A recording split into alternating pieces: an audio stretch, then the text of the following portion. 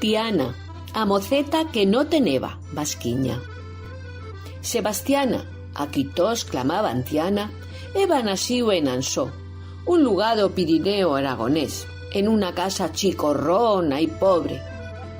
Y era una nina de huellos fuscos y agudos que le chocaban as flors y chugá con los gatolins. Os pais treballaban en a borda dende un punto día, pero ata más de iso no salían de pobres. Cuando Tiana teneba 7 años, os pais se fueron en América mirando una vida mellor, y a nina les dició adiós sin itá una glárima ni media. Tiana medró con a lola suya, una muller que la quereba muito, aunque no lindeciba, porque antes más fe morisquetas no yera moda. En primeras, os pais escribieron y mandaron dinés, pero moniqué a moniqué deixaron de plegar as cartas y Tiana se pasaba as horas aguardando, posada en o soler. Y asina, uno de zaga de otro pasaron os años. Por un parién se enteroron que a mai eba muerto y que o pai se neba iba a treballar en ta Patagonia y ya no tornaron a saber cosa. Tiana se pasaba os días ploras que te plorarás y con tanta agua creció tantísimo que os aigüelo colorao se le quedó curto. En casa Tomasé no vistaba ovellas, asina que no teneban lana pa fel-li una basquiña, y Tiana no tenía otra que metese de sayas.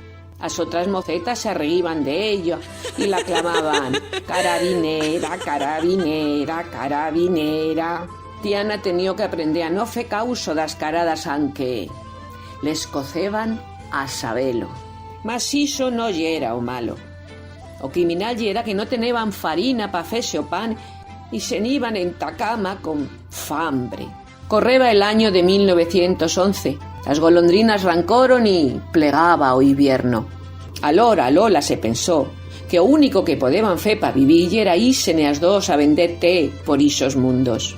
El año antes, a Lola eba corriu media España con iso comercio y conoceba bien o negocio. Mas agora vistaba un problema. A moceta no teneba basquiña y sin días dos atrapaciadas dan sotanas no podeban rancar a vendete. Y era manera que a chen las reconocieran los mercados y también que les ubrieran las puertas. Vistaba que trova escape una basquiña pa Tiana. Con o tusco musco, a Lola se fue a pedir por as casas. Quiero amprate una basquiña pa moceta mía. Queremos inos a vendete. Cuando ya estaba cansa perra de yiban caliando, trucó en la puerta de unos pariens. Astí le dicieron que na saballa teneban una basquiña esgarrada, pero que apeazada podeba feliz honra, y limbajoron. De mañanas, a Lola apeazó también a basquiña que esta pariseba nueva. Y una semana dimpués, con os visos d'alba, Lola y nieta se fueron a vendete. Por todos os lugares que pasaron, a chen se paraba a mirárselas. A moceta estaba tan polida con a basquiña verde y os churros colorados, y a Lola caminaba tan tieseta que pariseban salidas de un cuadro. Cuando plegaron ta Madrid, se fueron a vendete por os mercados. Un día, un señor con sombrero y bien atrapaciao les demandó con muita educación si podeba felis unos retratos. Y as dos se metieron tan tiesetas como un fuso de banda puerta do monasterio das Descalzas Reyals. Dimpués, l'hombre les dició que se clamaba Joaquín Sorolla y que quereba pintalas en o estudio suyo. Ay, a Lola no estaba conforme. Iso de allí en ta casa de un desconocido no le chocaba ni mica ni pon. Mas l'hombre les dició que a muller suya estaría de van y se prenó tantísimo que a Lola no tenía otra que decir que sí. Cuando fueron, todo les fició muito gollo. Iso no yera una casa, yera un palacio. Tiana estaba orgullosa de posar pa un pintor y a Lola se agollaba tas pesetas que se ganarían no más por estarse quedas. Iso sí que yera un buen treballo y no yi por as carreras.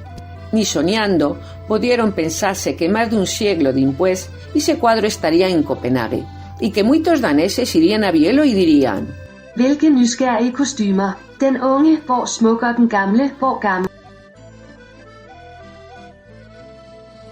Y colorín colorete, a historia de Tiana se acabó. Y se naiu por a xaminera de Alterau